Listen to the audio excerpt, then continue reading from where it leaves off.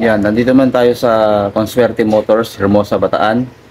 Para naman dito sa Samurai 155 EFI Glossy Red naman. So, ayan, ikutan din natin ngayong 2024. Station po.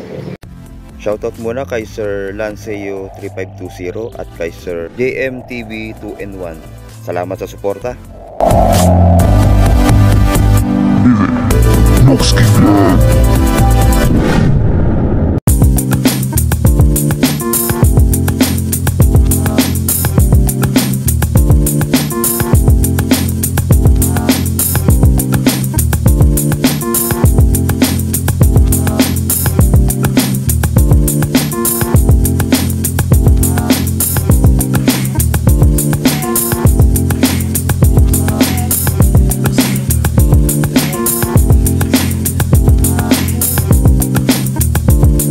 So, itong kulay na ito, mga kapatid, ito yung nagugustuhan ko.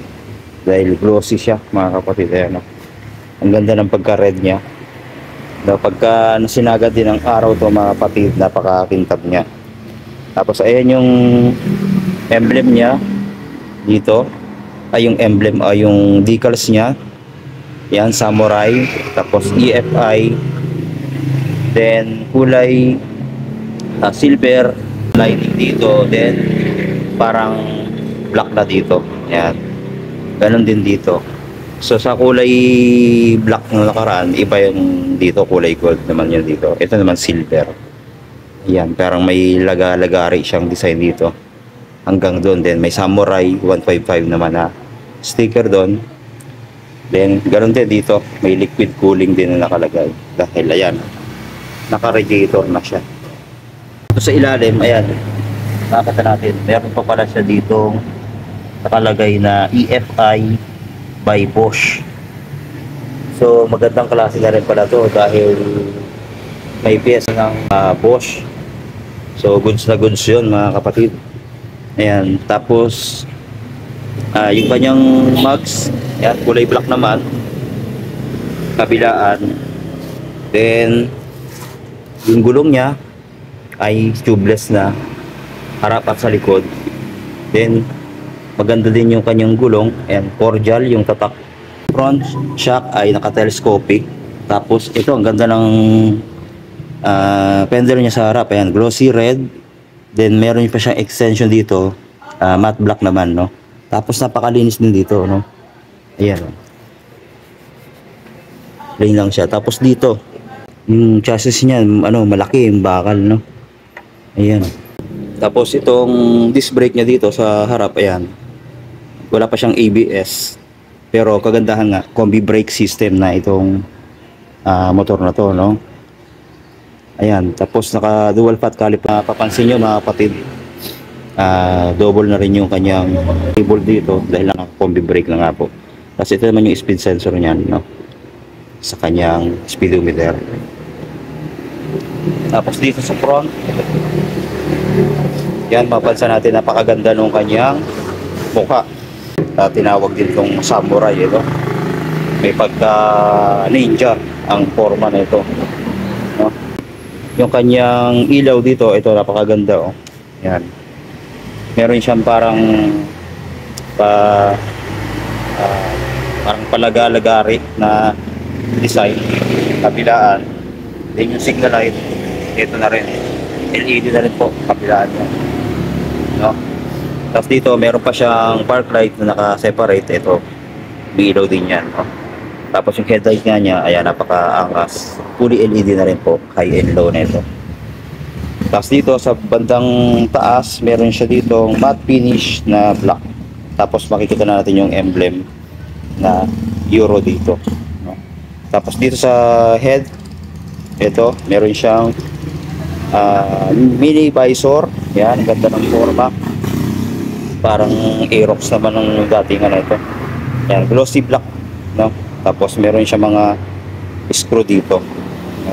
Pwede nyo naman palitan ng Allen bolts to para mas maganda pa. Tapos yung iba nilalagyan pa nga na mas malaking visor yan. Tapos dito sa kanyang panel gauge ay ang ganda rin ng design, no? Fully digital Then nakalagay nga doon, soft touch pa itong pinaka panel niya. No? Ayan yung pindutan niya dito. Tapos may emblem ulit ng Euro dito. Tapos andyan na yung information na pwede nyo makita. Speedometer, odometer, oras, yung fuel gauge, yung battery niya, may voltmeter na rin. So complete na mga kapatid. Tapos sa mga switches, ito merong passing light, tapos busina, signal light switch. Dito naman sa kabila, ito meron siyang stop and start system. Ayan, magandang features. Then meron din siyang bukasan at patayan ng mga ilaw. Tapos yung electric starter naman, ito. Tapos ito pa, kagandahan dito mga kapatid, keyless na, no? Tapos yung features nga din yan, na meron din siyang susi if ever na nalobat yung remote. So may remote po yan, ito. No, ayan, dalawa pa, no? Ayan. So sa unang video natin dito na ituro na natin to, no? Ayan, tapos meron pa siyang USB, ready sa mga cellphone natin, no? Pag maglo-long ride tayo, pwede natin gamitin para makapag-charge ng cellphone. Meron din siyang utility hook. Ito, very useful to para dito sa mga lagayan. Ayan, pinamili. Tapos yung gulay board, ayan. Spacious naman mga kapatid, marami ko pa rin may ilalagay dito. Then yung battery niya, ito na rin. Nasa gulay board niya, no? So hindi lang nakalagay mga kapatid, may takip, may cover pa yan, no? No, tapos dito sa side na to, ayan, ganda ng pagkaka-design din, no? Ayan, parang may, kala mo may air ventilation pa siya dito, pero wala, design lang siya. Kasi ito yung air ventilation talaga niyan para sa makina. Ayan. Tapos dito sa likod, ayan, naka disc brake na rin. Ayan, no? Yung disc brake niya. Tapos yung pinaka swing arms meron din, ito kinakabitan ng kanyang double piston na caliper. So malakas na dahil combi brake system at safety na rin mga kapatid itong motor na to. So same size mga kapatid nung sa black. So ayan, makikita nyo, napakalinis lang nung ilalim, no? Tapos sa taillight nga, ito yung maganda dito mga kapatid. Ayan, nung previous na vlog natin, nakita natin yung ilaw na ito, napakaganda.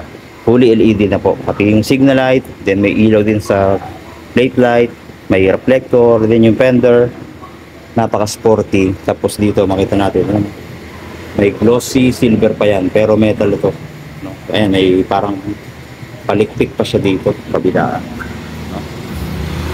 Tapos dito sa side, dito natin makikita yung kanyang panggilid tsaka yung kanyang airbox. Ayan, napaka futuristic na ng datingan. Naka ESP Plus, Enhanced Smart Power. Tapos no kickstarter. Ayan. Tapos may Euro motor dito. Napakaganda rin ng design, no? Parang may pa-letter X. Tapos side stand pin switch meron din na napaka safety features nito, para hindi tayo ma-aksidente. Dahil kadalasan nakalimutan natin na ibaba yung side stand bago mag-rides. Then sa upuan, ito, napakaganda ng design. Nakikita mo. Yan. Napaka premium ng datingan. Ano. Meron din siya parang camelback dito. May stopper yung wet natin. Then dito na yung OPR. Napaka-soft din ng kanyang foam dito. Hanggang dito. So, nakita na natin yung taas nito, no? Medyo may kataasan din siya. Pero pwede natin patabasan yan. Ito, dito, kung natataasan tayo. Gaganda pa yung forma niyan, mga kapatid. Sa kanyang price naman, mga kapatid, ay pareho lang dun sa kulay black, ano? So, ipapakita ko na lang. Tapos yung fuel capacity na to ay 6.5 liters. Kaya pwedeng-pwede na sa long ride. Punta na kayo mga kapatid dito sa Consuerte Motors, Hermosa, Bataan, dahil mayroon na silang available na Samurai 155 Fi. Iyan po. Maraming salamat sa panonood and God bless po sa ating lahat.